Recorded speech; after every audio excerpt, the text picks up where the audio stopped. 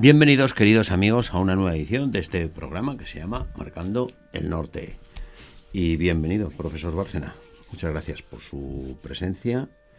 Estamos hablando, para los que se incorporan, ya se lo digo, los otros ya lo saben, pero los que se incorporan hoy, estamos haciendo una serie de programas sobre masonería. Es un tema muy amplio, con muchos flecos importantes, no secundarios, y por eso necesitamos muchos programas. Y por eso una cosa que viene muy bien es resumir un poquito lo que hemos dicho. Debería hacerlo yo, pero usted lo hace mejor. Usted es bueno, es brillante. ¿Para qué lo voy a hacer yo? Lúzcase usted, lúzcase Trabaje. usted. No, lúzcase usted. Bueno, a ver si me acuerdo, porque este ya es el cuarto de esta serie y hemos estado hablando pues de creencias fundamentales. Por ahí empezó todo. Claro. El relativismo masónico, acaba en un sincretismo religioso, o parte de un sincretismo religioso, que finalmente lo que impone es un relativismo moral en el que estamos inmersos. Por ahí empezábamos. Hablábamos de la gnosis, el señuelo que presenta la masonería como ese atractivo de entrar en un mundo desconocido, en un conocimiento oculto que te va a salvar, que te va a hacer perfecto prácticamente y superior al resto de los mortales. A los profanos se llama, a los que no son masones dentro de la masonería. Hablábamos del gran arquitecto del universo. ¿Quién es Gadu. El Gadu. ¿Quién es el Gadu? Pues gran arquitecto. Es que aparece así en los libros, con esas siglas. Sí, no siempre. En las planchas masónicas, así. Las planchas, ya sé yo lo que son las planchas, pero diga usted, plancha. Los documentos. Dícese de un documento masónico que se ha trazado, se ha debatido, tiene que ser escrito en una logia. En todos aparece el gran arquitecto, que es como una cita obligada, pero ese gran arquitecto, cuando vas a localizarlo, pues resulta que puede ser casi cualquier concepto de la divinidad, incluyendo un concepto simbólico. Algún masón lo ha dicho, es un símbolo, nada más. Para otros, el Gadu, pues puede ser Lucifer, también, incluso. Hablamos del culto luciferino, la diferencia que hacen ellos entre Satanás y Lucifer, que finalmente entra en contradicción porque, evidentemente, se acaba reconociendo al mismo ser en los dos nombres, ¿no? Pero ellos diferencian. El liberador, el portador de la luz, que es Lucifer, pues acaba siendo Satanás porque es lo que ha sido siempre. Pero vimos qué culto recibe en la masonería, cuál es la visión que se tiene de él en ella. Y a partir de ahí, el último día, que hablábamos de las últimas condenas pontificias, concretamente la de Juan Pablo II, la Quasitum Est, donde dice que el masón está en pecado grave y no puede recibir la Santa Comunión. Pues hay que ver lo bien que lo ha hecho usted. Ese es el resumen. Ha hecho usted Me falta una cosa. Venga. Y es que, hablando de en ese resumen, no lo comenté en el último programa porque no tuvimos tiempo, como suele ocurrirnos, pero después de publicarse la Quasitum Est, insisto, no es una nota, como me dijo a mí otro masón, Joan Francesc Pont, no me va usted a comparar una nota con el Código de Derecho Canónico. Digo, es que esto, ¿qué nota a qué llamamos nota? Esto es una declaración de doctrina de la fe y lleva la firma de su santidad. Es un pronunciamiento papal, como cualquier documento pontificio. Claro. Así que no vamos a minusvalorar la Quasitum Est porque no conviene a la masonería.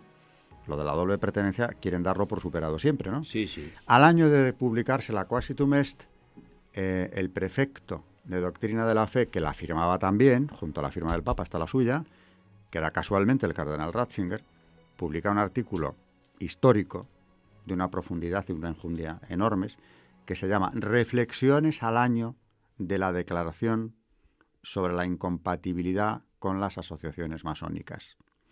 Y eso fue como un editorial en el Observatorio Romano, son varias páginas, donde Ratzinger, como siempre, en un plano filosófico, primeramente en ese artículo asume toda la tradición de la Iglesia en relación con la masonería y cita a León XIII profeso y a otros papas también, pero concretamente cita varios documentos de los que habían ido configurando esta doctrina multisecular ya.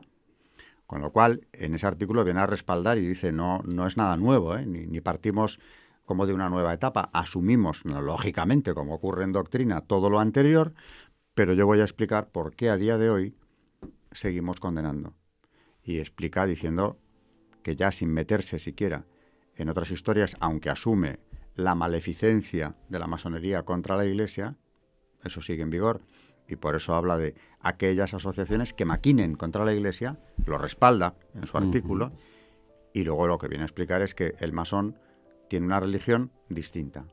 Y dice, el cristiano tiene un modo muy concreto de relacionarse con Dios. Y no puede relacionarse con Dios por dos vías distintas contradictorias. Claro. Y no puede considerar a los que no pertenecen a la secta como profanos.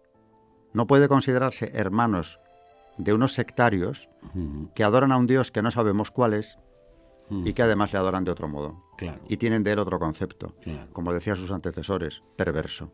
Eso Sí. lo dicen varios. Pero en definitiva lo que dice es, no podemos ser politeístas, no podemos tener, dice, relaciones de doble especie con la divinidad. Y el cristiano católico tiene muy bien establecido el cauce de su relación con Dios. De sentido común, ¿no? O sea, Y ya está.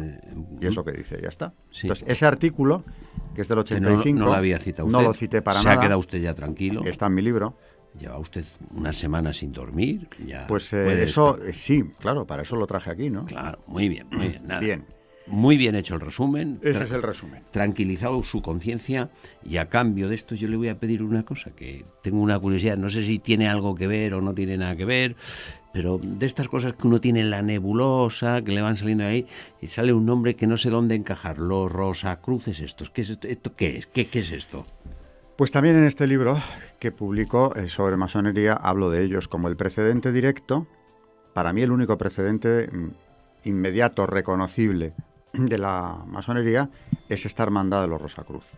Lo anterior, lo que ellos se han inventado, ¿no? Su conexión Hasta con Caín. Bueno, Caín, Noé, por supuesto Moisés es un perfecto masón. Bueno, con decirle que César Augusto era el gran maestro de la Gran Logia de Roma, ¿Así? con eso ya le digo todo, Bueno, ¿no? ya. Pero bueno, mucho antes ya todos eran masones, ¿no?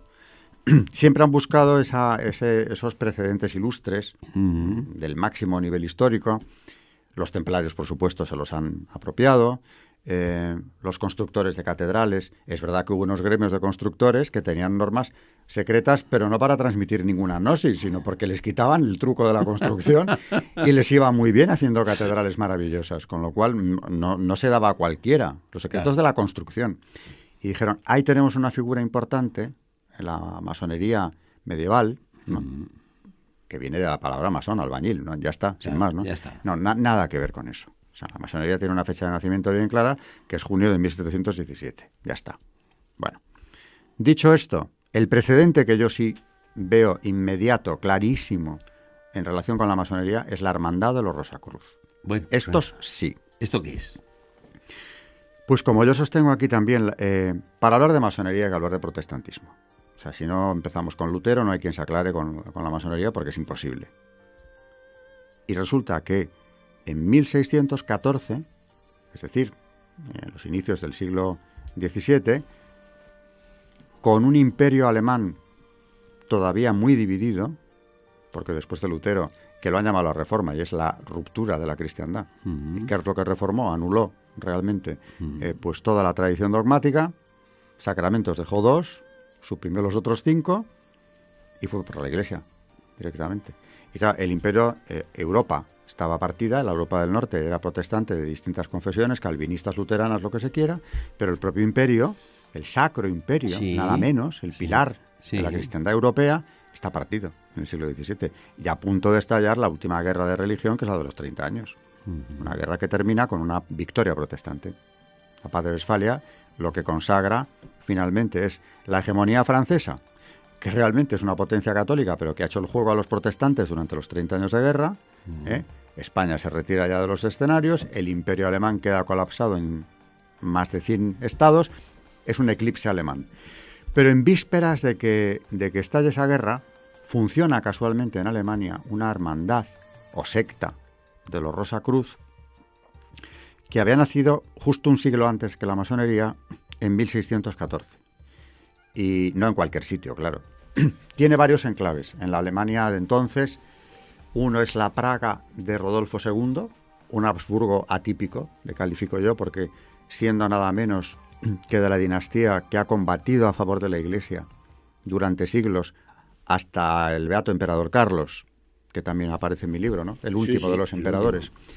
Pero este Rodolfo era bastante heterodoxo. no completamente normal, y no lo digo por meterme con él, ¿no? Un hombre con ciertos desequilibrios, pero que por otro lado tiene una afición enorme a la alquimia, a lo esotérico, a la magia negra. En definitiva, se va acercando a posiciones muy complicadas y nada ortodoxas. Y en la Praga de su reinado todo esto florece. El ocultismo, etcétera. Y claro, con esto florecen otras cosas que es como la gnosis. Están ahí. Y esto es gnosis también, ¿eh? Con los Rosacruz viene una oleada de gnosis nueva importante. ¿Qué cogen ellos de la gnosis? La judía. Concretamente los Rosacruz hacen suya la cábala. Y la cábala es la gnosis judía que sostiene lo que la cristiana del siglo II, ¿no? Que Cristo había dado dos mensajes. Uno, el que conocemos, y el otro para los iniciados, que esos van por libre, ¿no? Es otra historia, ya de panteísmo y de todo. En la cábala judía lo que se sostiene es que Moisés recibió también dos mensajes. El que conocemos por el Antiguo Testamento y el otro para los iniciados. Y esto lo hace suyo la propia Hermandad de los Rosacruz. Y claro, esto, la cábala judía es interesante conocerla un poco porque es numerología, partiendo de la base de que el alfabeto hebreo, que es la lengua sagrada, la que utiliza Dios para manifestarse, ¿no? Tiene una correspondencia numérica. Y con números puedes hacer claves que son palabras, que son ideas. Ya. Entonces transmites, pero subterráneamente a los iniciados, mensajes muy concretos. Eso es cábala. Aunque a mí me han discutido que la cábala sea gnóstica. Digo, pero hombre, por favor, otras cosas podemos discutir, pero la gnosis que hay en la cábala no tiene discusión. Bueno, pues curiosamente, estos de la Hermandad de los Rosacruz, vamos viendo precedentes de la masonería. Sí, sí. En 1614 aparece un manifiesto que se llama la Fama Fraternitatis. Ahí se constituyen ellos y se dan a conocer. Hombre, no a todo el mundo, claro, pero sí a élites intelectuales del imperio. En varios estados de los príncipes electores aparece de repente el manifiesto. ¿Y qué plantea? Pues parten de una enorme mentira, igual que en la masonería se habla de Irán Aviv convirtiéndole o haciéndole pasar de broncista a arquitecto, pues aquí de repente en los Rosacruz se inventan un personaje, antes de que los masones hayan dicho nada de Irán Aviv, que es Cristian Rosacruz o Rosaencruz, que sería un matemático, un hombre superior, que había muerto ya en el siglo XIV, cuya tumba, mire usted por dónde, se acaba de encontrar. Entonces, ellos que son portadores del conocimiento oculto y del mensaje de Cristian Rosacruz, personaje mítico, claro. Irán Aviv es histórico, pero lo han mitificado y le han dado otra interpretación. Van y descubren a Rosacruz y deciden que es la hora de poner en marcha su proyecto, que era nada menos que una reforma, dicen ellos, de todo el ancho mundo. ¿Ah, sí? Todo el ancho mundo. Cuidado, porque aquí estamos en lo mismo. La Hermandad de los Rosacruz podría parecer una cosa protestante, porque ya se fijan ellos objetivos y dicen demolición de la Iglesia y acabar con la Casa de Austria. Claro, los dos pilares. Claro. ¿Cómo lo van a hacer? Pues mediante una reforma general de todo el ancho mundo. Para eso lo primero es ir a la guerra. No es casualidad que esto surja en 1614 y en el 18, 4 años más tarde, tenemos el inicio de la guerra de los 30 años. Claro, ¿dónde? En uno de los núcleos principales del rosacrucismo recién nacido, el Palatinado. Allí eligen como emperador, o por lo menos rey de Bohemia, que es por lo que empieza la guerra, al príncipe del Palatinado, que ha acogido a estos Rosacruz. El manifiesto tuvo mucho éxito, es terrorífico, porque decide no dejar nada en pie. El mundo tiene que quedar como lo encontró Adán. Toma ya. Por tanto, no estamos hablando de una derivación del cristianismo, sino de dejarlo como estaba en tiempos de la creación y construir algo completamente distinto, prescindiendo de todo lo cristiano. Renunciar a toda la tradición religiosa de... Todo. Esto es ya ni el Antiguo Testamento. Por eso, toda tradición religiosa. Aparece después el segundo manifiesto, muy poco después, que es la Confessio Fraternitatis, en la que se contiene la siguiente idea. Del mismo modo como ahora llamamos anticristo al Papa de Roma, con toda libertad y sin daño alguno, lo que hasta ahora se consideraba pecado mortal y hombres de todo el mundo fueron ajusticiados por hacerlo, así también sabemos con certeza que llegará el día en que lo que ahora conservamos secreto lo declararemos abierta y libremente. ¿Qué es esto? La reforma general del ancho mundo, dejándolo como estaba en tiempos de Adán. ¿Eso qué incluía? Bueno, en etapas posteriores ya iríamos viendo, pero de momento la demolición de la Iglesia. Y claro, empezando por Alemania, ahí no tenía que quedar nada. Por tanto, ¿contra quién hay que ir? Contra los Habsburgo. Claro, Porque resulta que mientras tengamos en el trono del Sacro Imperio una dinastía católica se acabó. que va a la guerra si es necesario por este tema, no podemos funcionar. Luego, a los 4 años, cuando Fernando III de Austria accede al trono, los protestantes de Bohemia, entre ellos muchos Rosacruz, dicen no. Le ofrecemos el trono de Bohemia, de momento, a un protestante muy cercano a ellos, que es el príncipe del Palatinado. Guerra de 30 años. ¿Cómo la pierden? Porque esta guerra la pierden los protestantes. Tiene 4 etapas. Las 3 primeras las pierde el bando protestante, siempre con el apoyo español. La Casa de Austria, las dos ramas, la primogénita y la otra, ¿no? Después de la derrota del príncipe del Palatinado, que es la primera etapa de la guerra, pues esta hermandad se viene abajo. Y además parecía que aquella guerra finalmente la iba a ganar España, o mejor dicho, la Casa de Austria, el emperador, ¿no? Claramente, 3 etapas ganadas, con un esfuerzo y con un derroche de sangre y de dinero enorme, pero lo van ganando. Y al desaparecer esta resistencia, este foco inicial de los Rosacruz en el Palatinado, muchos se exilian en Inglaterra. Ya ahí tenemos una escuela Rosacruz, o de influencia Rosacruz, en Chichester, fundada en Inglaterra en el siglo XVII, es decir, con fugitivos de la Hermandad Rosacruz que se van a Inglaterra, que eso conecta claramente con la masonería. Hay que seguir la trama para encontrarlo, pero en cualquier caso, y aunque no hubiera habido esa conexión, es muy curioso que la masonería después, un siglo más tarde, de la Hermandad de los Rosacruz, tengan lo mismo. Un personaje mítico que es el origen de la secta, claro. Una gnosis que te van a ofrecer, en el caso de los Rosacruz, la cábala judía nos va a resolver muchos problemas para llegar a... por cierto, la cábala judía es la que sostiene lo de las emanaciones también, como la gnosis cristiana. El mundo ha sido creado a golpe de emanaciones sucesivas por parejas. A ver. Dios, en la gnosis cristiana es igual. Yahvé no es bueno. Ya. El padre de Jesús, decían los cristianos, es otro Dios. O sea, el cacao, como decía mi alumno, era una tela de araña, ¿no? Maravillado. Pero aquí en la gnosis judía, sencillamente, el creador no es Yahvé, sino que de una divinidad intermedia.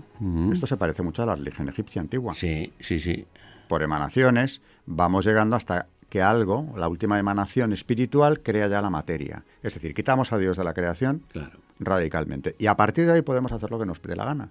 Porque si no ha habido un Dios creador, providente, etcétera, etcétera, creador por lo menos, cada uno... el código ético...